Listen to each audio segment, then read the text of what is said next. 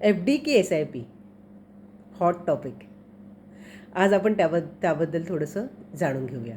समजा 5,000ची S I P केली, 10 वर्षांसाठी गुंतवणूक केली आणि 10% रिटर्न्स पकडले, तर जवळपास आपण 6 लाख रुपये पे करतो आणि आपलं जे कॉर्पस बनतं ते 10 लाखाच्या पुढे जातं. आणि तीच एफ डी जर आपण 60% प्रमाणे रिटर्न्स पकडले तर जवळपास 6 लाख पे करतो आणि 8.5 लाखाच्या आसपास आपल्याला आपलं कॉर्पस बनतं. म्हणजे 10 वर्षांमध्ये एफ डी आणि एस आय पीमध्ये जवळपास 1.5 लाखाचा फरक पडतो.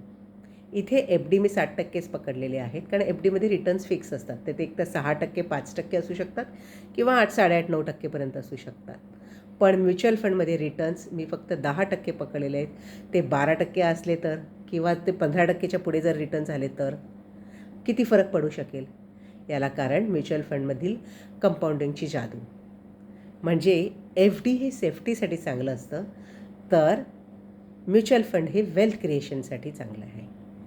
मग तुम्ही फक्त एस आय पीच करता की तुम्ही फक्त एफ डीज करता? कमेंटमध्ये नक्की मेन्शन करा.